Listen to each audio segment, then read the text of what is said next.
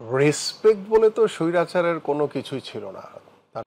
আমার অন্তকে বিশ্বাস ছিল যে আমিনুলকে হয়তো বা এরকম কিছু করবে না। যে আপনি জাতীয় দলের অধিনায়ক ছিলেন, বাংলাদেশকে রিপ্রেজেন্ট করেছেন, সেখানে এই রাজপথে যখন নামতেন এই বাহিনীগুলো কি আপনাকে সেই রেসপেক্টটা কি দিত আসলে, যে বা এই মানে অভিজ্ঞতাটা কি আপনার আপনার গ্রেফতারের অভিজ্ঞতাও তো আছে আসলে। না, রেসপেক্ট বলে তো স্বৈরাচারের কোনো কিছুই ছিল না।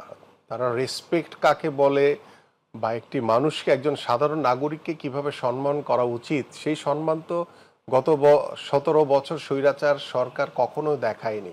এবং তাদের যে আজ্ঞাবহ পুলিশ প্রশাসন ছিল, অন্যান্য সিভিল প্রশাসন ছিল, তাদের যে আজ্ঞাবহ যারা অবৈধ মন্ত্রী এমপিরা ছিল, তারা কখনোই জনগণকে রেসপেক্ট রেখে কথা বলে নাই, কারণ তারা জনগণের ভোটে নির্বাচিত ছিল। আমরা যখন সর্বশেষ জুলাই মাসে গ্রেপ্তার হলাম, আমি গ্রেপ্তার হলাম, তার একদিন দুই দিন পরে আমিনুলও গ্রেপ্তার হলো।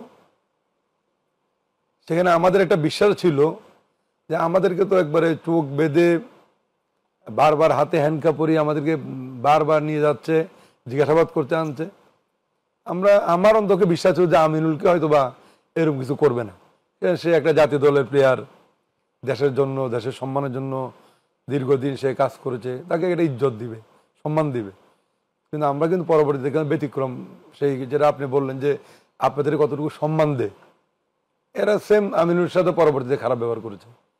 মানে আমার বক্তব্য হচ্ছে যে এদের কাছে আমরা কেউই কোনো ধরনের সম্মান তো দূরের কথা, একটু ভালো ব্যবহার আমরা এই ফ্যাসিবাদের সরকারের এদেরকে পাইনি। সেখানে ডিবিতে ছিলাম আমরা, সেখানে হারুন ছিল ডিবি প্রধান, তার সম্বন্ধে বাংলাদেশের মানুষ সবাই জানে।